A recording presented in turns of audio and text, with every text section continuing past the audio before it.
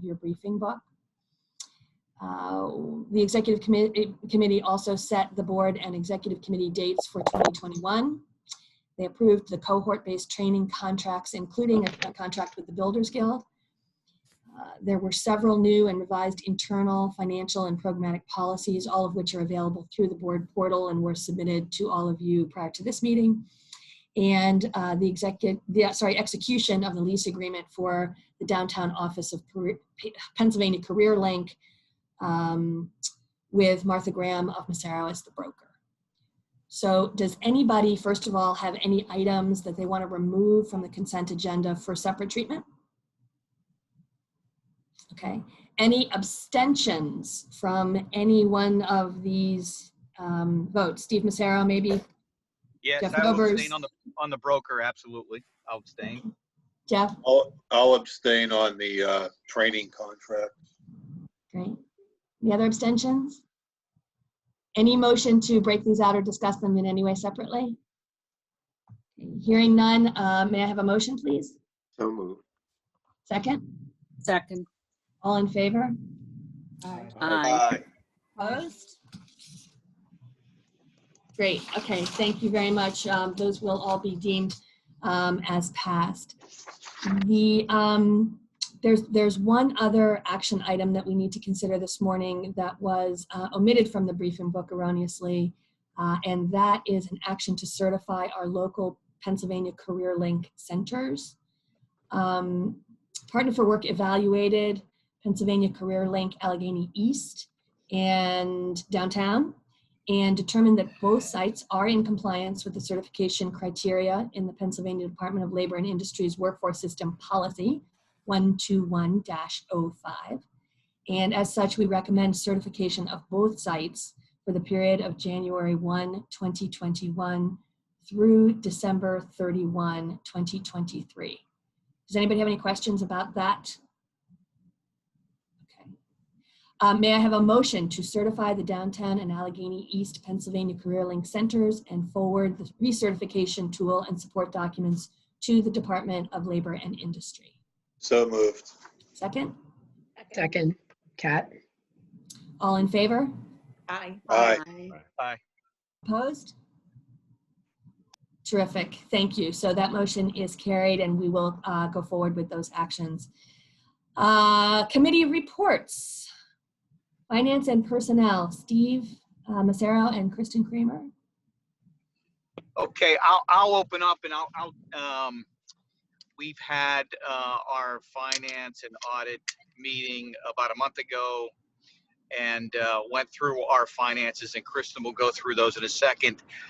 Kristen, if I could, the items I need to present, I'm in my car. I thought I'd be to my office right now. If you could go through those for me, I would appreciate it. So I don't know what order we want to go in, if you want to go to the dashboard first or go through the comments first. But if you could do that for me, I'd appreciate it. Absolutely, Steve, sure. So the committee authorized me as a signatory on Partner for Work's account at Huntington Bank. The account was established in 2012 and maintains a balance of less than $5,000, and we are expected to close the account. The committee also authorized me to sign vendor contracts such as benefit plans. Earl does continue to be the primary signatory on all P4W contracts. The other point I think we discussed at the Finance Committee was the committee approved personnel and other changes to Partner for Work's business model for Q1 of 2021, specifically the opportunity to outsource some of the services we currently have in-house. This will right-size departments and align more strategically with our needs. And if there are no questions on that, we can review the financial report.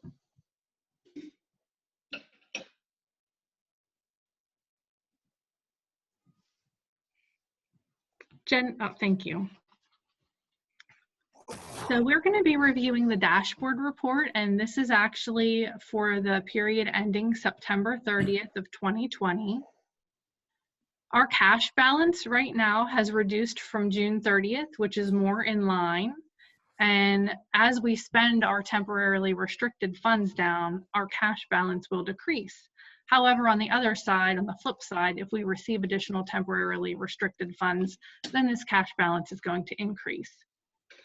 Our current balance right now is about $5.8 million, and of this, $3.9 million is temporarily restricted, and $1.9 million is unrestricted. Our line of credit currently is zero. I'm going to review the accounts receivable chart there that you can see is about $5.5 million. Of this, 55% is current AR, accounts receivable, which is less than 30 days. 33% of our receivable is over 90 days, and that's that purple chunk of the pie chart. This primarily is comprised of about $1.5 million of Learn and Earn funds, of which we are expecting payment soon. Oh, Jen, can you flip back up? Sorry. Also in the AR over 90 days is PA Career Link money of about $100,000, and I have signed 2 settlement agreements that are around $90,000, and we are expecting the payment. It's just a very slow process for the settlement agreements. And the last piece that's included in the over 90 days is Employ Milwaukee, and I know Earl is working with them currently for collection, so we do anticipate to collect all the receivable that's over 90 days. Going down through our current assets, they're very normal. We have some prepaid expenses, we have a little bit of prepaid insurance, and we have a security deposit on our books. Under the liability section, our accounts payable is around $4.7 million, of which $4.5 million is due to our subrecipients. I'd also like to point out here that we have our Paycheck Protection Program listed as $0. However, we have not applied for forgiveness yet. We're still waiting for the application, but we do anticipate full forgiveness, so I have relieved the liability. Under the bottom, under the equity section, we have unrestricted net assets of $726,000 and temporarily restricted net assets of $7.7 million. As you notice, our net income is at a loss of around $1.9 million. The majority of this is due to releasing the temporarily restricted funds, which was used for Learn and Earn over the summer, but revenue was recognized in prior periods for this money. Jen, if you could switch to the second page, please. Thank you. Now we're going to review the income and expenses and expense comparison, and I'm going to review these graphs, the pie chart and the bar graph, in tandem just because they go nicely together. The first I'd like to point out is our WIOA grants, which up in the pie chart are in the purple and green, make up about 25% of our expenditures this quarter. They are a tiny little bit above prior year, so if you look down at the expense comparison chart, you'll see that this year is just a smidge above where we were last year. And program also reports that our Title I providers are a little bit ahead of where they were this time last year, so that's right in line. Our TANF funding, which is in light orange, is around 15% of our funding expenditure and is slightly below last year. Our referrals are a little low, which we do not have control over. However, our program team is working with the County Assistance Office to increase our referrals. Our federal WIOA and MUS grants have increased around $600,000 from prior year. This increase is directly related to our National Dislocated Worker Grant. We are on the last stretch of this program. It ends March 31st of 2021. This program had a slower start, however, it's picked up and is moving into a strong finish. And if you look in the pie chart, it's the green block that's 15% of our current expenditures. Learn and Earn program, we are around 35% of our expenditures. It's the rusty orange color in the pie chart. This is a seasonal program over the summer. If you look at the expense comparison, The Learn and Earn is about $1.2 million higher than prior year. This is completely a timing difference. Not all of the expenditures in prior year were recorded by September 30th of 2019. I have looked ahead through December and did a comparison over the 2 years, and we will line up. This will even out by December.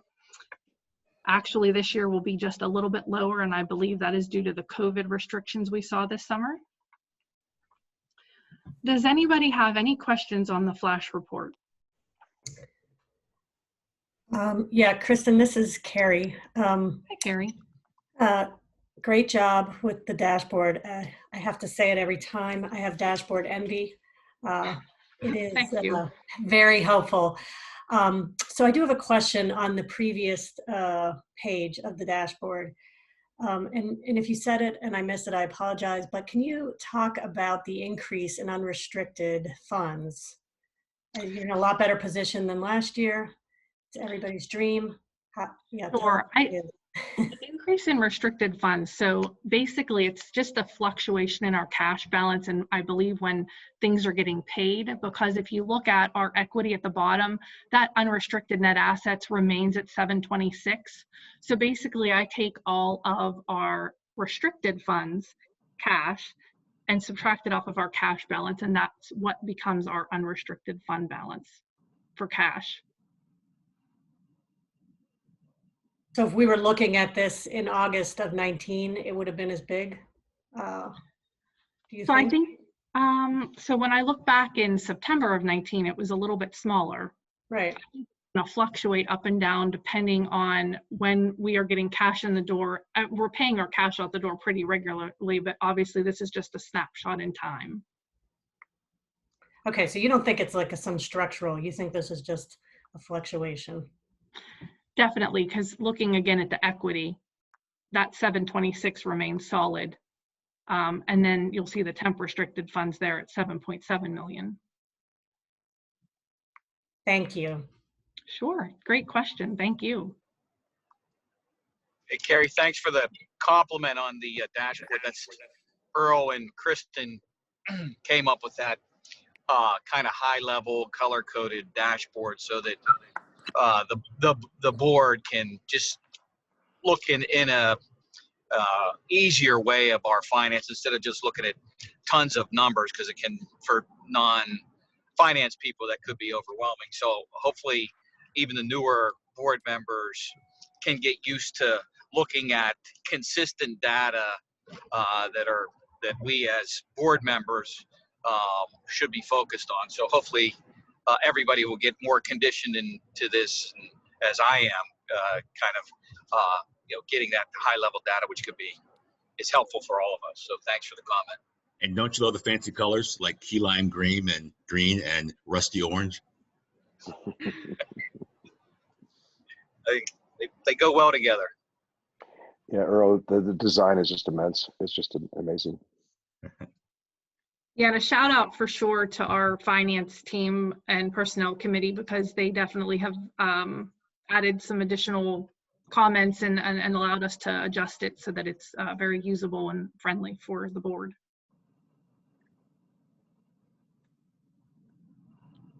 Okay, I'm going to move to my last item. Our Form 990, which is an annual tax form that we file and provides an overview of activities, governance, and financial overview, was included in your financial packet. I'm going to need a motion to approve the 990 for TRIB Inc., which is our 501c3, and the Regional Workforce Collaborative, which is our supporting charity, and there has not been activity in multiple years under that. So move. It's Quentin. Second, Steve. Thank you. That wraps up. All in favor? Aye. Aye. Opposed?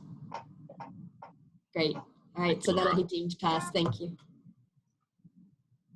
Thanks, Laura. That's the end of my report. Great. Kristen, thank you. And Steve, thank you. That new format is just absolutely spectacular and so helpful, especially coming from lawyers. We're not good with numbers, right? And so it was really, really enormously helpful. Thank you for that. We're going to move to programs, and the year in review for the programs begins at page 8 of your briefing book. And we're going to have Susie Puskar work us through those. And the key workforce topics, as this group knows, were unemployment, labor force participation, job growth and loss, challenges in enrollments and placements, provider fatigue, which we've dealt with quite a bit, strategic system alignment, and the forecast for 2021. But before I turn it over to Susie, I just want to do a shout out for the work that she has done late on the IBM Reignite project. It has just been absolutely spectacular on all fronts, and I would be remiss if I did not take the opportunity to thank her for that. I know she's going to report on the program generally, but Susie, I wanted to say that at the outset, and now I'll turn it over to you for your full report. Thank you, Laura. Thank you so much for that. So I just wanted to walk everyone through this year, which has been challenging in many cases, but has also led to some really great things. And so I'm going to start with labor market data because it's my love language, and then we'll go through kind of where our programs are and where we're looking to go into next year. So as you know, something happened in March of this year, and so the data on your screen reflect initial unemployment claims. So we really saw the spike of the pandemic hitting unemployment numbers in April in Allegheny County. So there were some in March, certainly, but April really saw the lion's share. For 2 weeks at the beginning of March, there were just kind of normal seasonal unemployment claims, which were significantly lower. So we have come back from that peak in April in a lot of ways, but there are also, a long road ahead of us, or there is a long road ahead of us. So you'll see some of that play out in the numbers in the next slide. So Jen, if you want to click to the next slide. What also happened through this year is that the labor force changed. And so this looks to be in some ways a structural change. So when someone is in the labor force, that means they're either working or they're looking for work. If they're unemployed, that means that they are actively looking for work if they're counted in the unemployment rate. So if someone is dropping out of the labor force, they're not reflected in these numbers. They're not reflected in those unemployment numbers for the unemployment rate.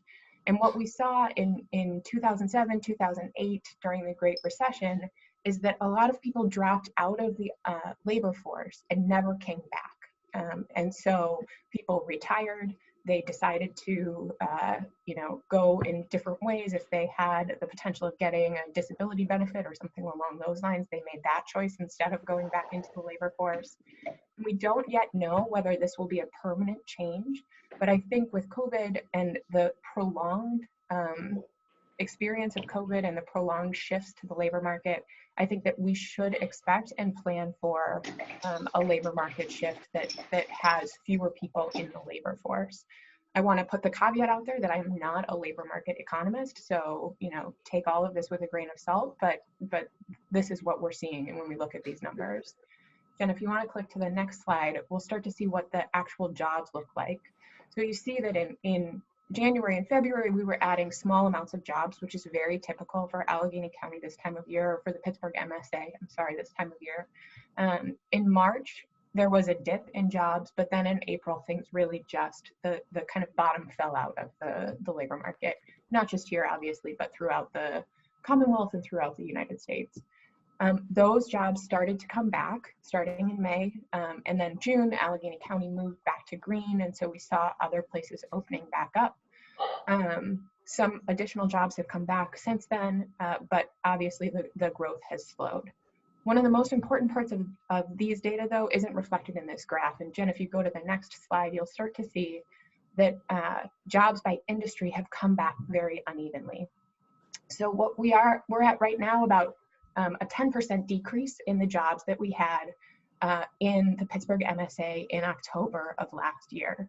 But in leisure and hospitality in particular, which is kind of the central portion of this graph where you see the 86,800 pulled out there, Those jobs are down 43% since this time last year. So while other jobs have come back, and in some cases like financial services have come back stronger than they were this time last year, in most cases they're down about 10%, but for leisure and hospitality, we're still down more than 40%. We know that leisure and hospitality jobs tend to be those frontline jobs. They tend to be jobs that are less well paid, and they tend to be jobs that are held by Black and Brown people within our region. And so it's something that we're thinking about when we look at an equity lens of how do we reshape our services and what we're doing in order to better serve the people whose jobs have not come back and whose jobs may not come back as we continue through until the pandemic kind of gets under more control. And most of you should know that last night the governor announced that in-person dining is again closed in Allegheny County starting at 12:01 Saturday morning for the next 3 weeks. So we expect to see that even more of those jobs will decrease probably in the next several weeks. So there have been some positive spots. A question? Okay.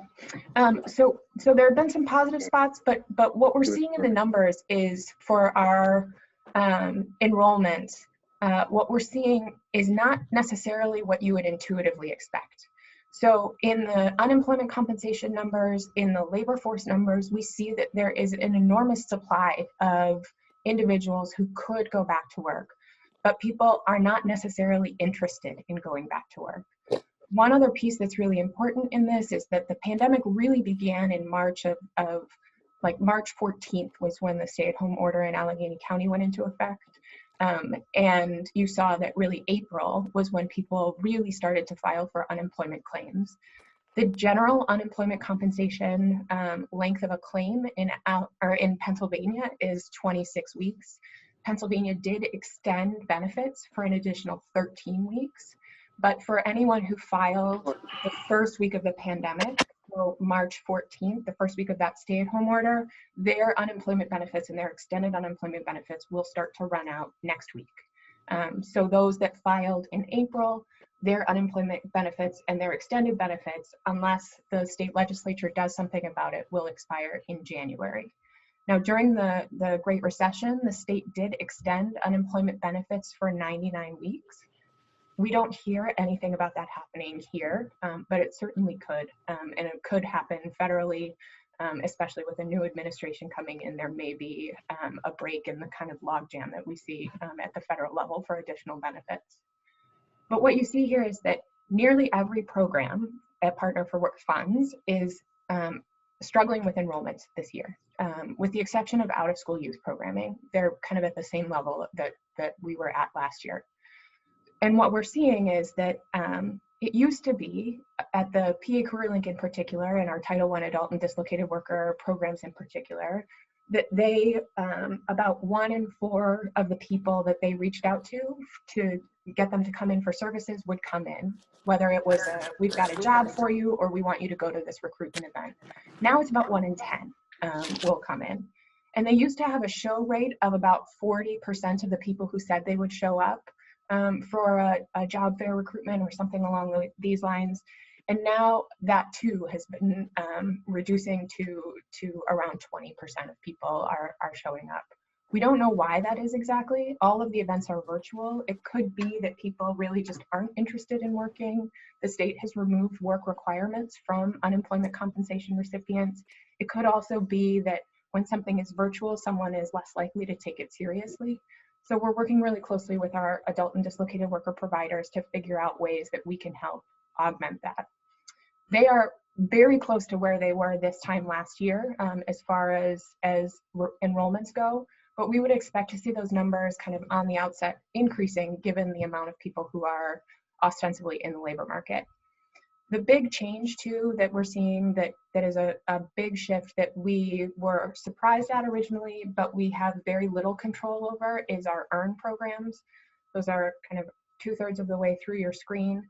EARN referrals are completely done by the county assistance office, which is a state function, not a county function. And we can't enroll someone into that program unless the county assistance office refers them to us. And the county assistance office has really decreased enrollments. They stopped them completely during the pandemic, but their referral numbers are very far down on both the EARN and the Work Ready programs. Jen, if you want to go to the next slide.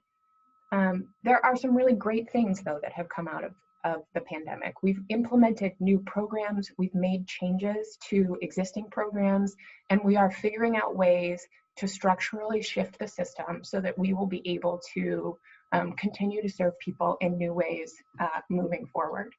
And so on the left of your screen, you see one of our Learn and Earn participants from this past summer. You'll remember that Partner for Work was able to raise additional funding for Learn and Earn this summer and provided 400 young people with Chromebooks and laptops in order to enable their participation in the program. And so we found that summer virtual work experience worked really well for a lot of young people. It didn't work for some others, but we're looking forward to the summer of 2021 to infusing some of those virtual activities into the summer for young people who it worked for. And we know too that what having virtual work experience and Learn and Earn allowed us to do, in addition to obviously just operate safely in a pandemic, is it allowed us to serve areas of the county that typically don't get matched very easily, or that we can't match very easily with jobs because of transportation issues.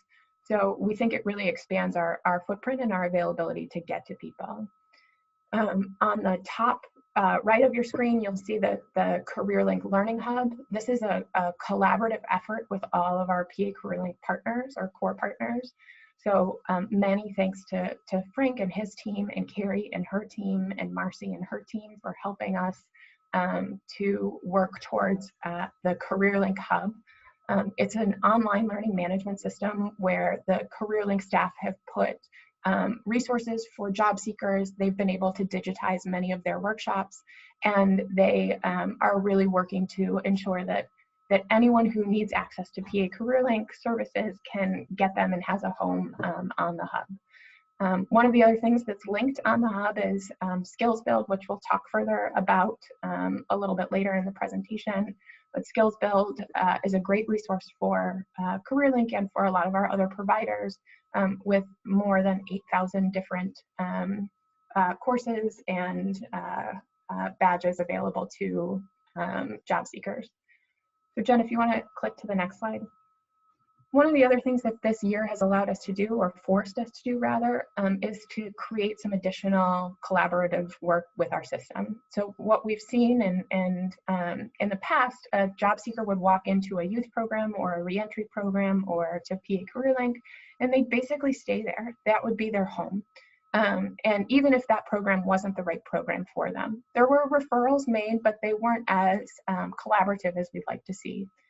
And so what we've done during the pandemic, thanks to the support of the city and the county, is to create some additional career service expansion projects. So thank you very much to Mark and Majestic for helping to support that work.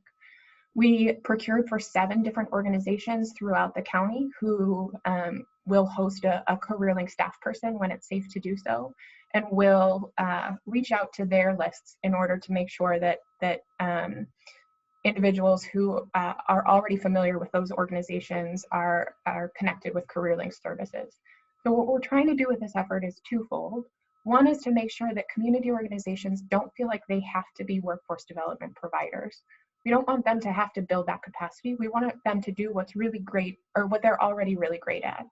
And the second is to make sure that CareerLink has a broader footprint to be able to serve businesses and serve individuals throughout the county. And so 4 of the career service expansion project sites are also our youth providers. And so the parents and aunts and uncles and cousins of our youth participants can now say, hey, mom or dad, I want to go and get career services with you at the same time. So our youth providers will provide youth services, and the CareerLink staff will provide adult and dislocated worker services. So we're really excited for that project to get off the ground. The planning took place during the summer, and right now services are being provided virtually, But as soon as it's safe to do so in person again, then the staff will be out at those sites and will be able to really expand our footprint. We also voted earlier today, and you saw about the industry recognized training programs. And so I'm just going to pull one of those out to talk about it further. But what we did with that training cohort or that training proposal is that any provider who was interested in providing training had to have support from an employer that they would either hire graduates of the program or that they would give preferential interviews. And so you saw that the Builders Guild is one of those successful bidders. We have a few tech proposals in there, Tech Elevator and New Paths out of Harrisburg. Both have good relationships here in Allegheny County. But one that we're really excited about is our work with UPMC to train individuals to be EMTs.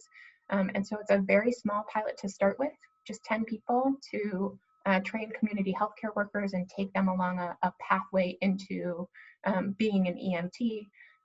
UPMC has called it Freedom House 2.0. They're working closely with the Neighborhood Resilience Project in the Hill District and also working, the city has supported that effort too. So potentially there's a career pathway not only with UPMC for graduates of that program, but also at other ambulance facilities throughout the county. So we hope that with that work, the kind of central eligibility and suitability partner of our Title I staff will be really well equipped to start to make referrals out to training programs in a more cohesive and systemic way. Jen, if you want to click to the next slide. So where do we go in 2021? We'll continue to build on what we've started to do with our online digital offerings, building out the hub, building out Skills Build, and taking whatever we can that's an online credential training and bringing it as close as possible to people who have that digital access. We also think, and we'll get into this later, that it's not just building out digital offerings for people who are in their homes, but it's also how do we think about things like the Career Resource Center that has computers at the Career Link once we're back to in-person, so that we can leverage those resources so that individuals who don't have a computer in their home can access Skills Build and can access those resources. We're expanding our referral networks. We have a new program called Pathway Home that will provide push-in services at the Allegheny County Jail and start to serve inmates before they're released from the jail. That has been postponed until April, given the COVID outbreak in the jail right now, but we are in the planning stages to really be able to move that program forward once we have approvals. We're looking at how do we support employers? So how do we take the OJT process, which can be very bureaucratic, and streamline that so employers can utilize the system? How do we create additional linkages between the core partners at CareerLink and all of our youth providers to improve that coordination so that an employer is the customer of the system and gets the best services they possibly can without having to go to multiple entities or jump through multiple hoops? We're looking at developing a menu of services to make it really easy for employers to say, I'm interested, I have 6 hours that I can give to a program, or I'm interested in a 6-month engagement. What does that look like? Well, you know, there's a teacher in the workplace that you could be engaged in, or learn and earn, you could host an intern, or you could do an OJT if you're looking to hire. We're looking very closely at every provider and at their performance, and we're not holding providers to a standard that they can't meet. We're trying to be very human in what we're doing and say that, you know, with a pandemic in place, then we know they're not going to be where they were this time last year necessarily, but we are holding them to a performance standard and making sure that we're looking at how every program is performing and whether certain programs are not performing up to where they should be. And then we have several different ways that we're looking to increase customer voice in the system. We were funded by the Aspen Institute for a joint partnership with Allegheny County DHS to improve the systemic programming that's available for, in particular, single mothers. So how do we get single mothers and single parents into employment and then help them retain that employment? So we have a great new staff member who's working to develop some plans to move forward with that program. We also created a youth council that is 7 members of our ISY or OSY programs, many of whom also participated in Learn and Earn this summer. They are participating in our youth council as a paid work experience. And one of the things they're working on right now is learning how to be a bureaucrat. They're reviewing all of our Learn and Earn proposals that came in through that Learn and Earn RFP process. So they're really excited and they're very engaged in figuring out ways that we can move our youth programming forward to be able to really meet the needs of young people in 2021. So that was a lot, and I'm happy to take any questions that anyone has. And Dave Copeland put something in the chat about the Community Pulse report by United Way, Poise, and Allies for Children, and that there is a tremendous impact in the pandemic on women exiting the labor force, which is absolutely true. And it's an excellent report too. Susie, this is Majestic. Just one quick question. In regard to the project with the Aspen Institute and DHS, is it about looking at keeping folks and getting them employed in systems or keeping them employed? Just interested to know what the kind of focus is and what the scale of the project is. Yeah, absolutely. It's twofold. So I will say that it's not about a particular number of people. It's about creating. I'm gonna turn off my camera for a second. I'm getting a notification. My internet is unstable. So it's a program that looks both at the supply side, and so how do we align the supports that are available through the public workforce system and through DHS better to enable us to meet the needs of low-income parents as they're entering the workforce. But it's also a systemic look at the employer side of the house too. So how do we help employers create policies that are more family-friendly and that are that work to help support single parents as they enter the workplace? And we are in a cohort at the national level with some really great partners, including NACY, the National Association for the Education of Young Children, the National Partnership for Women and Families, and a slew of other parties. And so we're really learning from them too, what employers at the national level are working to implement policies that are family friendly, and how do we help the local affiliates of those employers to also implement some of those policies. And one more question, what will happen? Will a report come out, or will a committee be formed once the results are found? Yeah, so the project is a 2-year project, and we're in about month 5 at this point. And so right now we'll be, we're planning on starting to work on with specific employers in the first quarter of next year. And then after that, then we really hope to create a toolkit for employers to be able to work from. But we haven't, talked about a working group or an advisory council at this point, but are certainly open to that conversation. Yeah, Okay. If I could add a little bit, Majestic, too, because it's really part of a bigger project of 2-generation model that we've been really working on, family support centers and all that. And this is a big piece of it is, 2-generation, you work with the parent and the child to try to get to self-sufficiency and do both. So this is really the parent end of this, but it's really exciting, and it's a number of national things going on that we're right front and center on this whole thing. So it'll be a continuation, I would expect, as we go forward, because it's really the way to go in terms of improving outcomes for families. Yeah, that's why I'm asking, because I know we're doing a set of kind of different initiatives around women and Black women in particular, around the kind of the wage issue and the broader workforce issue. So whether it's entrepreneurship or base income or negotiations. So any way that we can be helpful to that, but also that this kind of work can inform what institutions like city does or county does, and as well as employers, I think would be a good thrust alongside everything else that both the city, county, Partner for Work, et cetera, are doing. Yeah, it would make a lot of sense for us all to get together on this, because we're doing a lot, you're doing a lot in parallel in a lot of ways, and it would make a lot of sense if we did this jointly. We've got a lot of great initiatives going on right now. Okay, I'll follow up. Thanks, Yeah, Mark. that would be great. Yeah. And probably Aaron should be the one who's really in the lead, and Abby. Or that is Will do. Okay.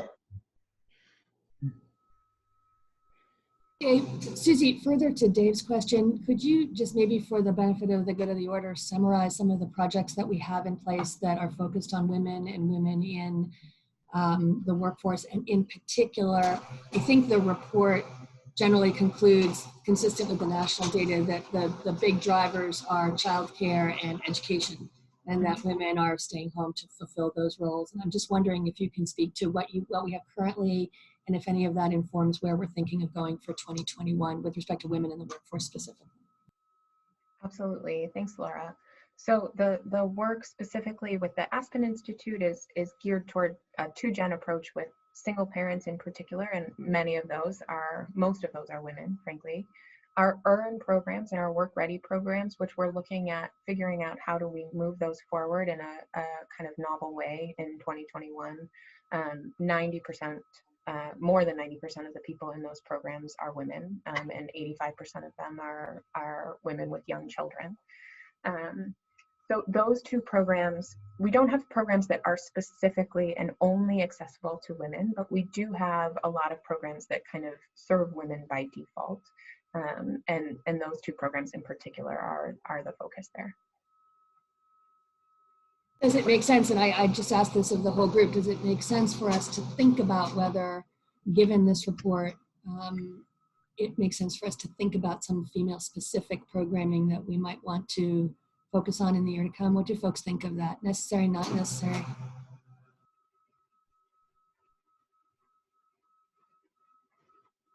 I think it could be interesting. My question is, what would we want to add that was female specific? Like what would be I think we'd have to take some time to think about what would be beneficial.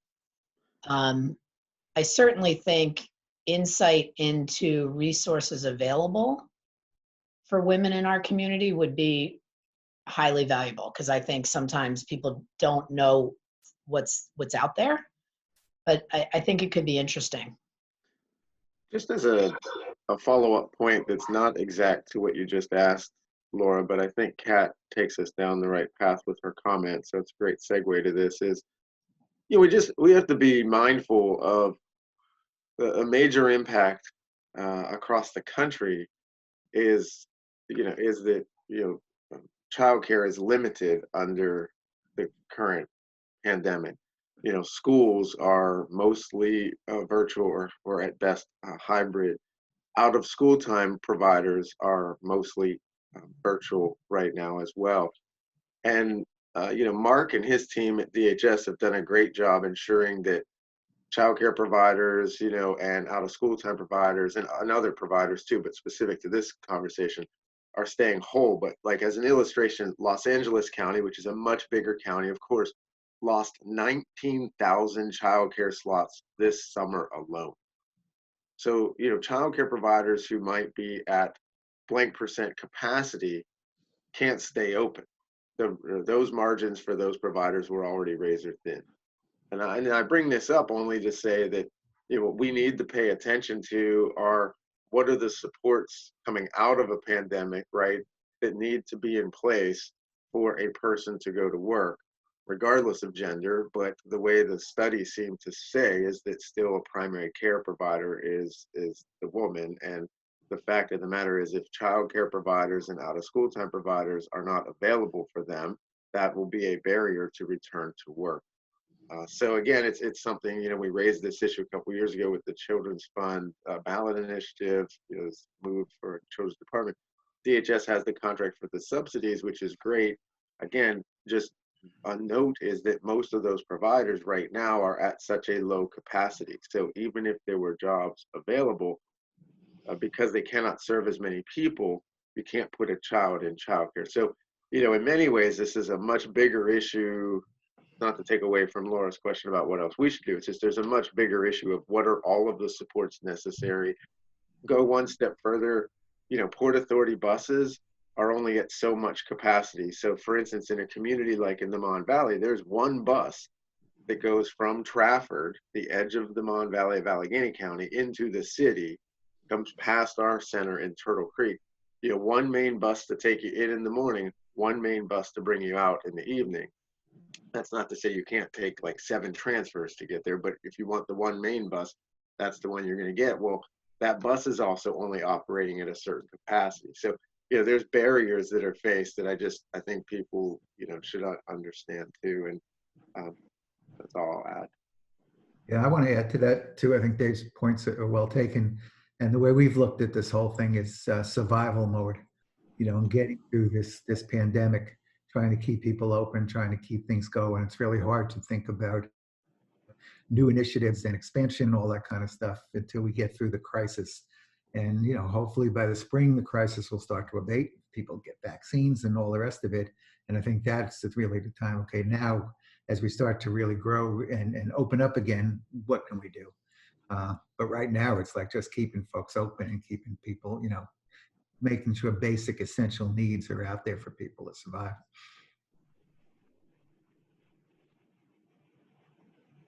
So what I can do is I can commit to coming back to this group in March with some kind of next steps for how do we engage women, how do we come out of this pandemic in a way that we have those supports in place and are aware of what's there and figure out ways to communicate those resources better, if that works as a next step on that concern.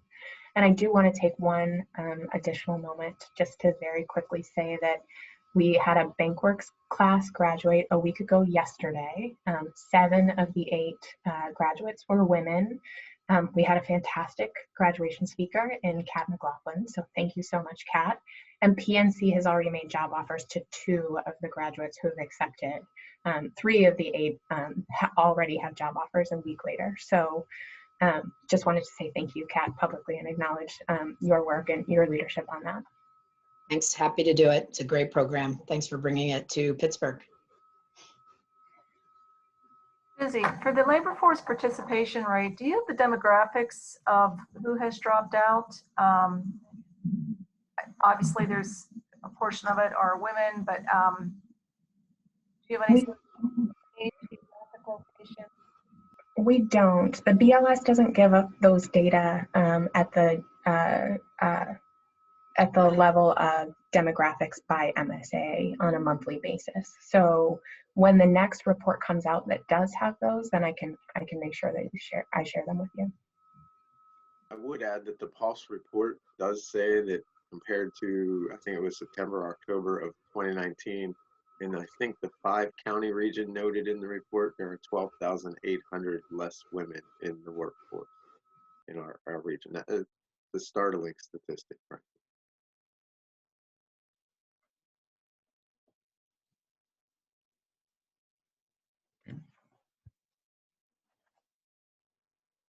Any other questions, comments for Susie on programs? One anecdotal story I'll throw in, Jeff Nobers, this is for you. My son actually drives for 412 Food Rescue.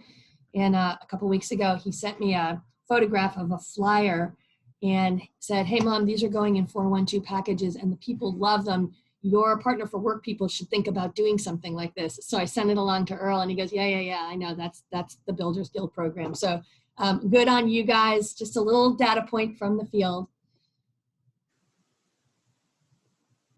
All right, with that, governance, Deb Kaplan. Yes, thank you so much, Laura. And I first just also wanted to thank Susie for her great work. I've been working with her on the youth and learn and earn programs, and it's been all through this effort. It's just been during the pandemic, it's just been really great work. So thank you, Susie. So very short update on governance today as we finish 2020, and thanks to the insights and recommendations and feedback of Laura Ellsworth and Nancy Washington and David Malone and Dave Copeland, we are finalizing our recruitment efforts for a member at large for the executive committee. You will remember that LaTrenda Leonard Sherrill previously held this required seat before her resignation in September. And I believe that our intended candidate will be an exceptional and really valuable addition to the committee. We're working diligently to see that we get this seat filled by the end of the year. Also, the governance committee is finalizing a slate of year-end reappointment recommendations to present to appropriate nominating entities and the mayor and county executive for final appointment. So we expect this activity to also conclude by year's end. Looking ahead to the new year, governance agreed to establish a standing adult programs committee, as Susie was discussing, chartered to function similarly to the Youth Advisory Committee. And the Adult Programs Committee will be instrumental in guiding our portfolio of adult program providers and is expected to meet jointly with the Youth Committee once a year to ensure system alignment and connectivity between the two, and making sure that the pipeline is connected. So we will reconstitute and reconvene the Partner for Work Ad Hoc Communications Committee as well in 2021. And the Communications Committee previously served as the Branding Committee and has been really dormant since the Partner for Work rebranding concluded in early 2017. So given the variety of high-profile initiatives underway, such as Ready to Work and Skills Build, Reignite, and our efforts on DEI and small business acceleration, and with the Partner for Work strategic planning expected to begin early next year, the time is really right to elevate and advance strategic communications on behalf of the organization. So we'll get started with that. And then finally, as we look at the first quarter of 2021, we know we have several member terms set to expire in March. These are board member terms expected to expire in March. So the committee's going to meet in January to get started on reappointment recommendations and new candidates for the board. So that concludes my report. Are there any questions on governance? Okay, thank you, Thank Laura. you, Debbie. Nancy Washington, can I call on you to talk a little bit about the Black Elected Officials Coalition and the work that we're doing with them? Yes, thank you very much. So Deb is very much a partner in this also, but she's just given a report. So now I'm going to give this, but Deb is with this. So as most of you know, realizing the alignment and synergies of our missions, the importance of breaking down barriers for Black job seekers and helping Black business owners advance and thrive, we formed the Pittsburgh Black Elected Officials Coalition and Partner for Work Task Force in late 2017.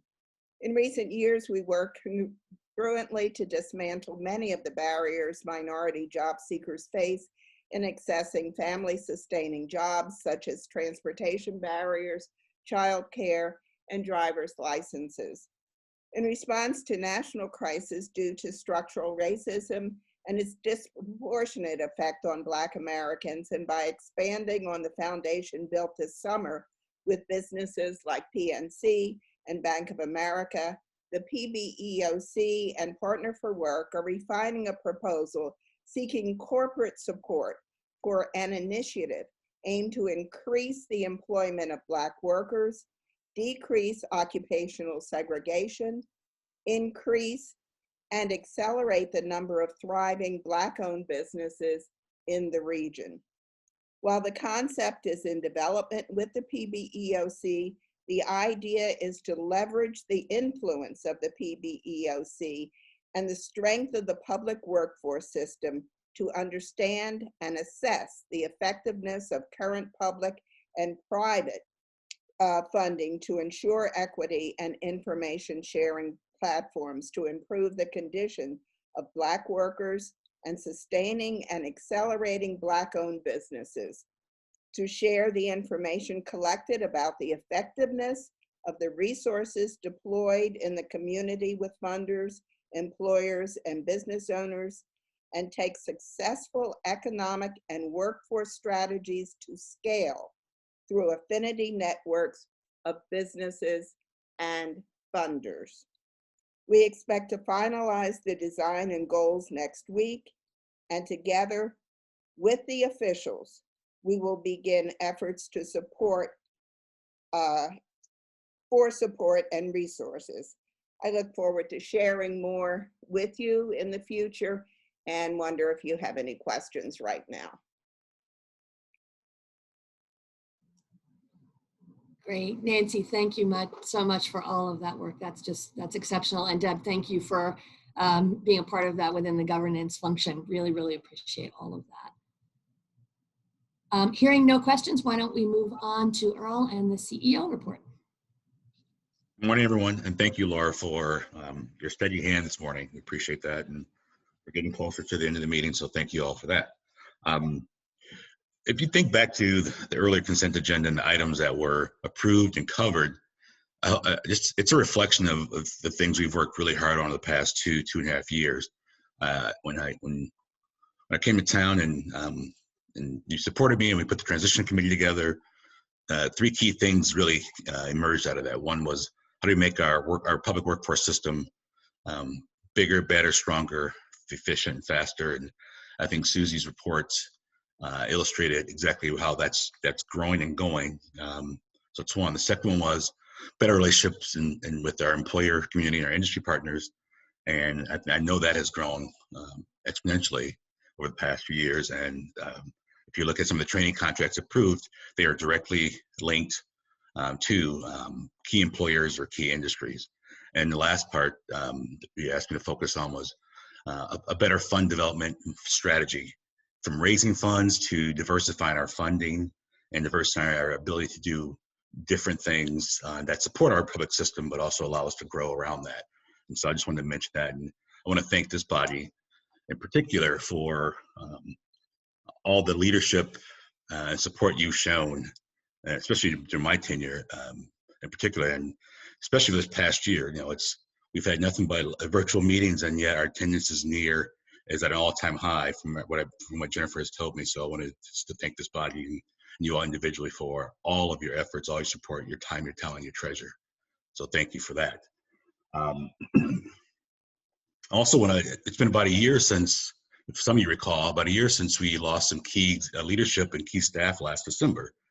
And we had to reassemble and rethink and reignite our executive leadership team and our middle management level staff as well. And I think we've not only done that, we've actually thrived. And if you think back to the meeting today, from the work that Jennifer's done and Kristen and Susie, and you heard from Jack later, I think we are at an all-time high in terms of our continuity and our leadership within our organization. So I want to thank the four of them who make up our leadership team and the work they've done, especially for the past year during these crazy times that we're in. So again, just thank the board and thank our team. So if I look at the agenda, there's some key items to cover. I'm going to switch things up a bit because it's just kind of fun to do sometimes. So I'm going to start from the Ready to Work Coalition. Boy, that's been just amazing to watch that thing develop. From Dave Malone's leadership as one of the co-chairs with Dave Rogers from the Hillman Foundation, and the board members that sit on that, Dr. Bullock, Linda, Darren Kelly, Mark Turner, Majestic Lane.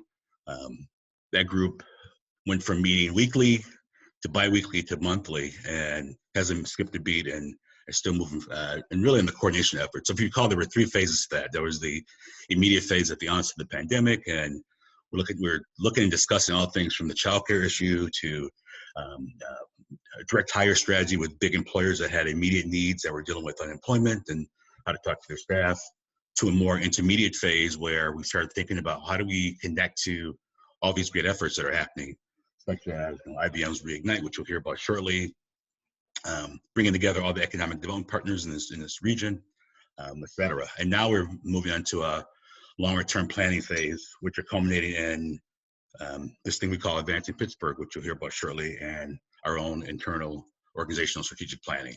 So just, again, really proud that that's continued to drive and move, and that the coalition has, again, near 100% attendance and just good ongoing movement and along with discussion. And so I want to just thank the group for that. I want to touch base on IBM Skills Build Reignite for a second. First of all, we already know that our own Laura Ellsworth helped bring that to this market. And Laura, if you could just kick us off on that, and then I'll turn it over to Susie, who is really championing the project moving forward. Sure.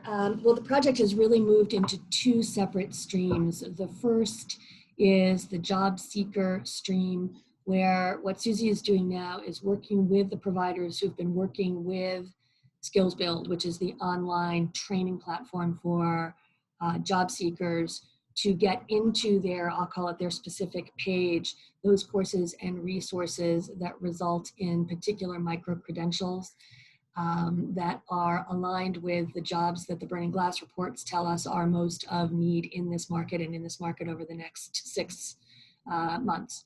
We are then working with the employers who are hiring in those sectors to get them aligned to make public statements about those micro-credentials and the extent to which they will work into their specific job seeking, so that we can deliver to our job seekers a very visible and concrete and specific pathway between the particular online resource and micro-credential and an actual available job with an actual available employer who is saying something about that micro-credential specifically. So Susie, as I said, has done terrific work aligning all of those pieces of the puzzle, which is not easy to do. So Susie, special thanks for that. This has also evolved into a larger project with respect to small businesses, which is really now going to move onto a separate platform entirely. And it is going to be very small business specific. We are coordinating with a number of the major employers in this region, again, as a pilot for this, where those employers who either do business with small business suppliers, particularly minority small business suppliers, and or do business downstream with small businesses, particularly minority, small-owned small businesses, are collaborating together with their suppliers and customers to understand what it is that small business owners need, in what format, and then to provide that to them through this small business separate platform. We have conversations that have just begun, of which I am very optimistic, but can't talk publicly yet, with some national providers. The concept involves individual one-on-one coaching with actual business experts for small businesses, which is the #1 ask we've heard. So very, very, very exciting. I want to give a shout out to Joel Burstein too, who is helping us on the small business side through Partner for Work.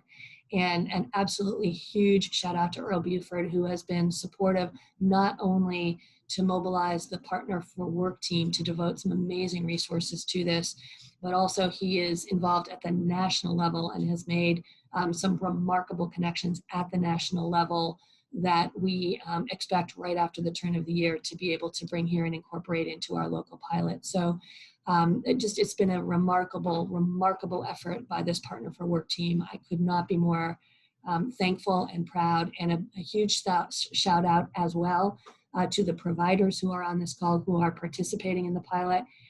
As with any pilot, they're not smooth, they're not easy. They depend on real experts who bring candor and expertise and creative thinking to the table. Every single person in Pittsburgh has done that to the nth degree, and it has made a huge difference in what IBM is doing, not just nationally, but also internationally. So a huge thank you to everybody on this call. Thank you, Laura. Susie, would you like to add anything to that? I think Laura did a great job of summing things up. I just want to echo the thanks to the providers in particular who are on this call. Equus, our operator, Grant and Dynamic, our Title I adult and dislocated worker providers, Human Services Center. Providers are really looking at this as a way, or a lot of providers are looking at this as a model for changing the way they do business and for expanding the value add they're able to provide to job seekers. And so rather than just, looking at how do we meet kind of some short-term goals, they're really thinking about how do we change the way that we're able to deepen our connections with job seekers, get them into family-sustaining jobs, and look at leveraging this tool to its best possible effect. So thank you to Laura for bringing it to us, and thank you to the group for really thinking about ways to implement it. And again, thank you both. And keep your ears open. And eyes open. More information forthcoming, especially in the early parts of 2021. Exciting things ahead. Thank you. Again, under the guise of the Ready to Work Coalition, the long-term planning, a couple things have come up. So I'm gonna call on Jack to step in to discuss the emerging Advancing Pittsburgh model as a planning initiative to bring a variety of stakeholders together and really pull some key elements together. So Jack, would you join us for a second and just touch base on the Advancing Pittsburgh emerging model? Thank you, Earl, and good morning, everybody. Coming out of the leadership group that Ready to Work brought together, we've had that group review some ideas, which we call Advancing Pittsburgh. I want to share the core of it today. The purpose for Advancing Pittsburgh is to bring the prosperity that some parts of the Pittsburgh area have seen to the whole city and the whole area. And so with that goal in mind, the two focus areas of work, at least at the start of what we envision as a pretty rigorous planning process, are of course workforce development and employment, but also strengthening minority-owned businesses.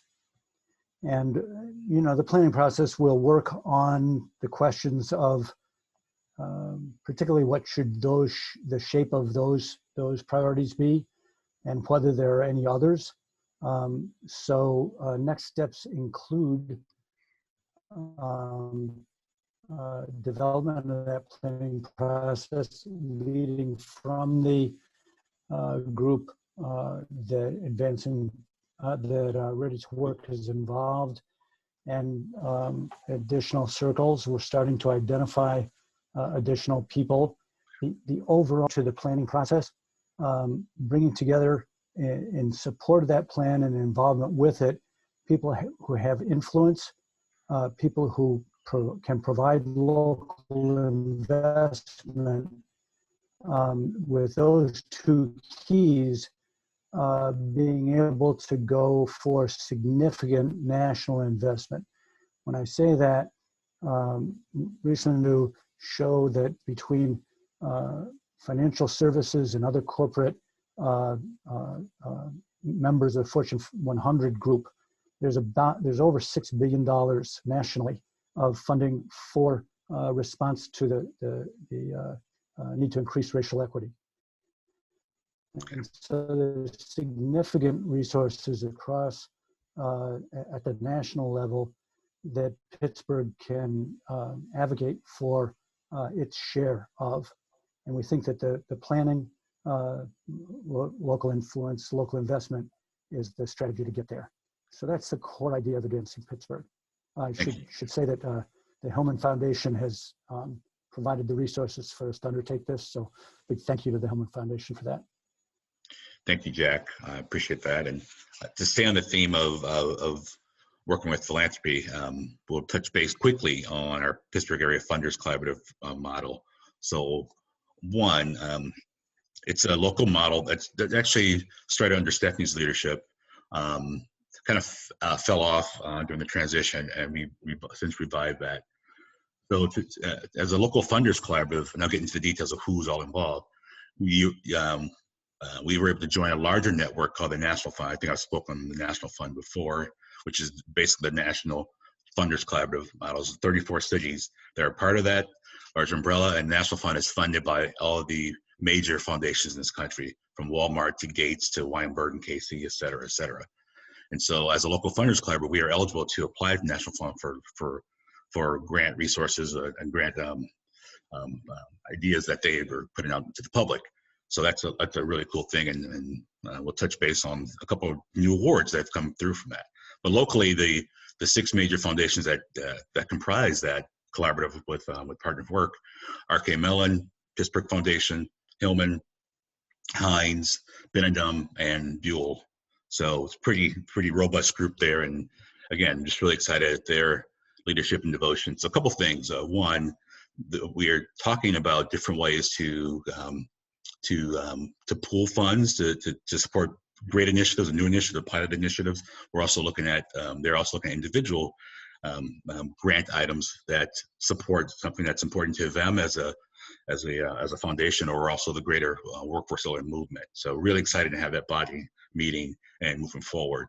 Again, back to the National Fund, we were, over the past few weeks, we're awarded about approximately $450,000 in grants, supporting everything from the service sector to our equity work in financial services. So really excited at where those are going. We're in the early stages of the planning of both of those, and more information to come. And again, it connects back to the work and the mission of where Partner for Work is going, especially regarding our work with our employers and industry leaders. And again, more of those direct connected placement opportunities, really the end of the rainbow, workforce rainbow for our participants. So really exciting stuff. So again, that leads us to the last point, which is our strategic planning process. Our executive committee approved moving forward, developing an RFQ start that process. We're hoping to have that out the door by the end of this year. We're going into early January.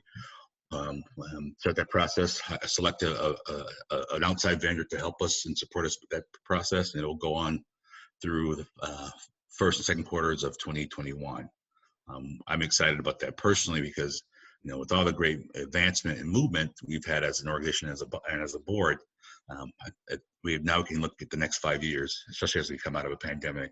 And again, what's the long-term planning that we hope to have as the local workforce on board, as a go-to hub, and all the things that we've talked about, and all the things that are on the horizon. And again, with all the new relationships we've collectively built with our employer and industry players, just really excited at what the next 5 years could look like, especially as we begin to strongly support key neighborhoods, key initiatives, key partners, and things of that nature. So we're excited to get this process started, and we will keep you informed along the way. And obviously, we'll be calling on this board and key outside stakeholders to help us in that process. So you will definitely all be involved some way, somehow.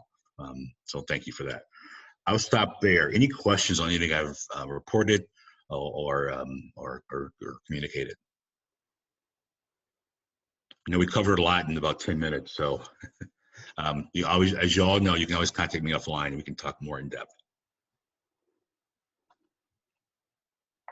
Great, Earl, thank you so much. Anybody have any questions, any issues? How about any other committees? Anybody want to raise anything about committees, other things that the organization is doing, is not doing? Any new business of any kind to bring to the attention of the board? Hey, Laura, it's Steve Messer. I'm going to just throw this out. Lots and lots of interest and focus on a lot of big construction customers and everyone really looking to enhance diversity on their projects, get higher participation. And I just think it might be worth exploring how do you do this on a central location so everybody's kind of in sync on this, and not just having separate one-off programs. I just kind of offer that. I'm on 3 or 4 a week now, and kind of how do we enhance and improve diversity. So I don't know if Partner for Work can do anything about that, but I just throw that out as something to think about. Well, Steve, I'll just say this, and I'll put this on the agenda. We'll put for the next board meeting. We'll actually do a more in-depth reports on the growing collaboration on the supply side. So and Jeff Nober is a member of this group. So we developed a group called the Construction Workforce Partners. So it's the 6 or 7 agencies in this region that are doing construction workforce development of some kind. And so that's a formalized group. There's a memorandum of agreement amongst the group. So I think the next board will present more in depth on that. It's slowly come together, but it's there now. As a matter of fact, the group just met yesterday, and I feel pretty strong that we're all on the same page with how to work together. There's some reciprocity within the group. There's some other programming that's happening amongst them.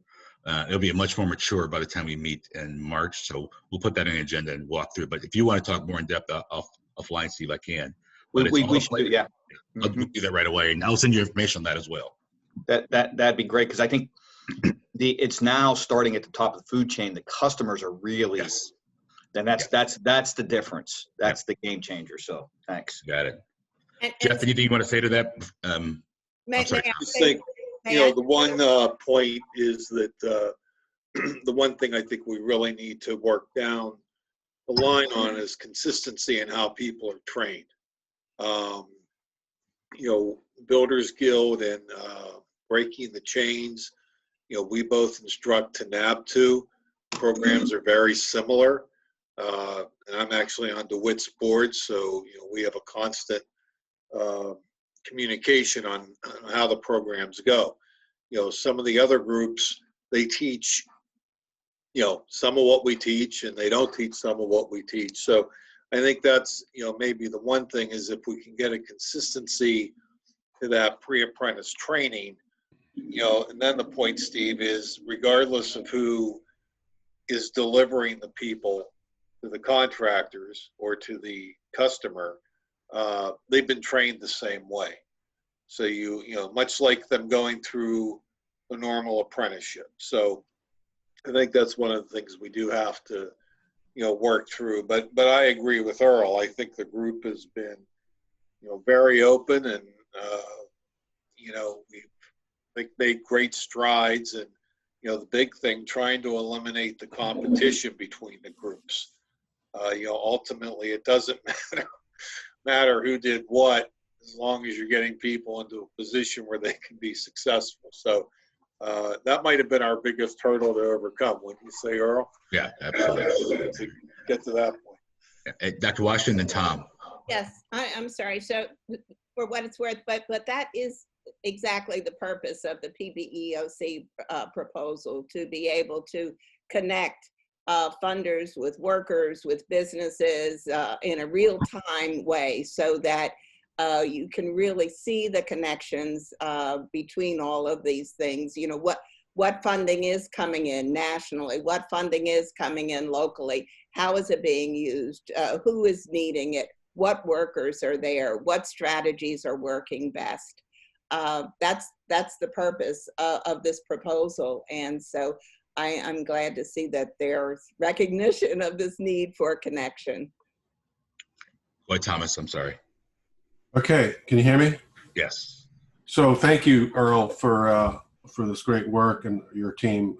It's been amazing to watch the transition as you've come in and helped to turn the this entire workforce system in this region into a more positive direction than it was before, as far as I'm concerned.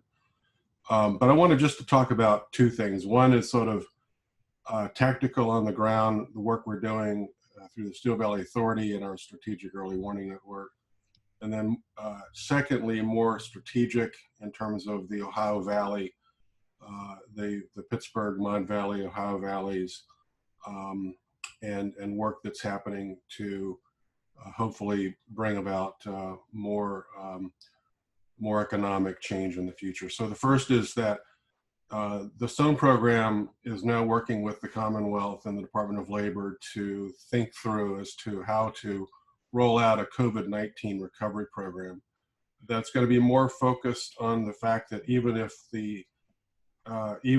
some of the economy goes back to work, there'll be many companies that are still struggling to stay in business. And so that program will include business assessment, cash flow checks, our tactical action plan, and implementation. And some of the things we've been doing around the state is helping companies to diversify their markets so they can meet the demands of the kind of the new reality that we have in the marketplace these days. And so companies that are getting into the PPE systems and creating really incredible kinds of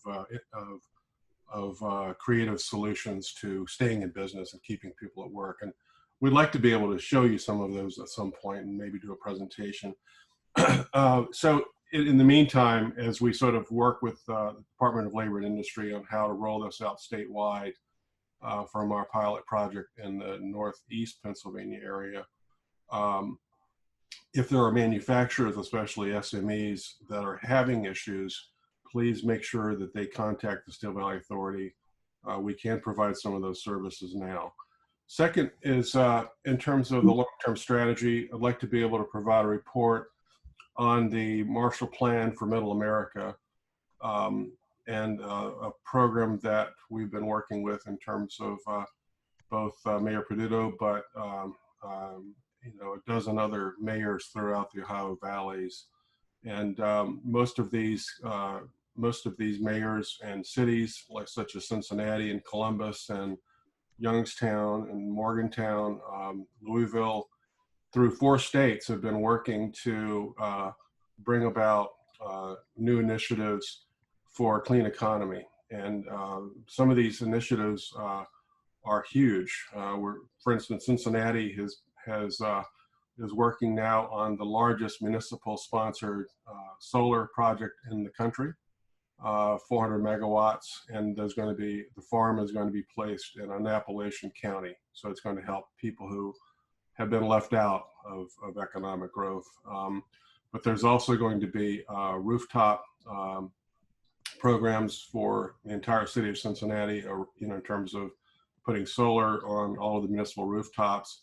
That's led to a project labor agreement with the IBEW, which will then also work with the city to create a pipeline for young workers in that city.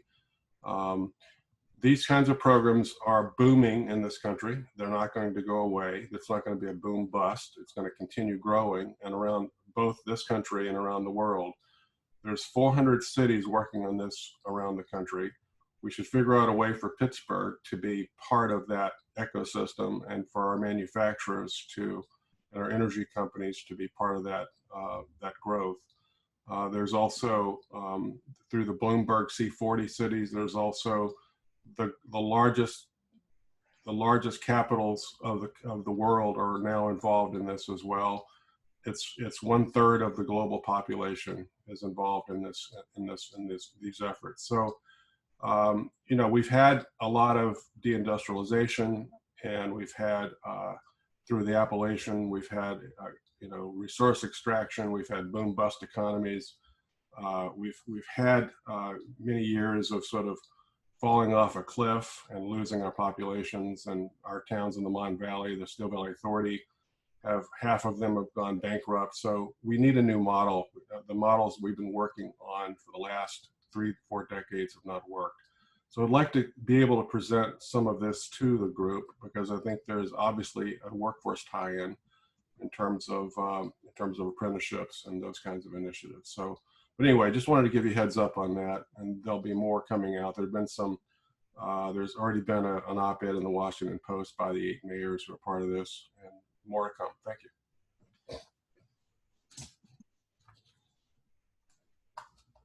Okay.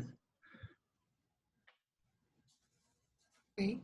I'm looking in the chat. I get at your email about whether Partner for Work can play a role in bringing focus to the need for childcare. And I'm reminded of a great article that you guys all probably saw on the in the Pittsburgh Post-Gazette about how R.K. Mellon Foundation had worked in conjunction with a number of other organizations to fit some philanthropic funding in, amongst other programming primarily related to food security. But I wonder if there is also sort of a convening role that Partner for Work could play involving the foundations writ large around this child care issue. Earl, what do you think? Is there some there? Yeah, so some of this started in the early stages of Ready to Work. And I know Dave Malone and Kat and Nina Way and Mark Sharon and others have been pulling a coalition together, trying to bring all their disparate groups together, to, especially on the corporate side, to Ike's point, to help workers. Those conversations are still going. So I don't know if Mark or if Kat, if you want to update us on any of the conversations you've had of late. If not, we can spend more time on that and get back to the body on exactly what's happening. I think Mark's the expert, so I'll defer to him. And then if it's helpful, I can share what we did. Thank you. One other comment, Laura, is that the county council and the county exec did just approve in their budget in the last couple of weeks, the establishment of the Department of Children's Initiatives, which was the follow-up to the Our Kids, Our Commitment ballot initiative, and then the follow-on committee that Earl, Quentin, and I from this group served on for a year, recommending plans for the county to allocate dollars to childcare, local dollars to childcare and out of school time. This is what they call year zero, which is just the funding to hire the staff. The report that was issued by the 26-member committee called for, at the county executive's request, potential funding levels of $5, $10, and $20 million. Some may recall the original ballot initiative was going to generate $18 million recurring per year for kids. I bring that up because, you know, basically when you start to think about childcare slots and out of school time slots, the principal aspect is how to pay for it, and that needs new money beyond what's in Harrisburg. So, but the establishment of that department is going to be critical, and then how it gets funded, and some would say right appropriately or right size funded to meet the needs. So. Why don't we do this? Because we had a note that Mark had to hop off. Since we're going to have program take a look at women in the workforce generally, and since this the child care issue is obviously a significant component of that, why don't we ask that program committee maybe include this on the agenda as a separate breakout issue on our next meeting so that we can discuss it in a little bit more detail. Everybody okay with that? Laura, can I just interrupt real quick, Laura? I'm sorry. I do think, I think it's an important topic, but I do think that the foundation's funded trying together along with DHS and others to create a pretty seamless way for folks to get to childcare. So I don't know what I would have said, and I would have let Mark say, I don't know that that's our space to be in. I think there are other people in this space, but you know, certainly worth looking at it. If there's more to do, let's look at it. Yep, totally fair and well said. And so I think what we would ask program to do is to do sort of a scan of what's out there, what's already going on, what don't we need to replicate, and how can we fit our efforts within that effort with the specific lens of understanding how the child care issue can adversely impact employment, particularly among women. That makes sense to everybody? Yep. Okay. Yes. One other thing I will throw in to be mindful of time here. In the context of some of the work that I've been doing, it's been really helpful for me to start every sit down with an understanding of the available jobs. Because while I understand that we, and particularly we, need to be prepared to skate to where the puck will be, we also need to be really mindful of the jobs that are open right in front of us. And so one thing that might be really helpful is if we could just share either through, you know, the regular materials we have or other resources, that information maybe at the beginning of meetings or periodically. And I would suggest that we break out of that the availability of minority jobs. Because I think that awareness and that knowledge comes, as Steve Massaro's comments and some of the others on this call have reflected, Nancy's, it comes from other sources other than sort of, you know, conventional job reports. And I think we want to be really alert to that separately. So if we could maybe think about reporting actual available jobs broken down in that fashion, I think it'd be helpful to our thinking. Laura, yeah, Laura, that's a great suggestion. You know, and just top of my head, you know, the 2,300 Amazon positions, the 3,200 Giant Eagle, Sheets 1,100, et cetera, yes. Thank you for that, Laura. Yes. Okay, anybody else on the board? Any comment? Okay, hearing none, we are open for public comment. Does any member of the public wish to make a comment? And if so, please remember that individual speakers are limited to 3 minutes. Okay, hearing none, I am going to say that this meeting is adjourned in 1 moment, but before doing that, let me offer profound and holiday thanks to everybody on the staff, everybody on this board. The work that you do is extraordinary. It is such a complete honor to work with every single one of you. So thank you for all that you do, and all the best for a joyous and safe and healthy holiday season to everyone. Okay. The same to you. Thank you. Same to everyone. Same to everyone.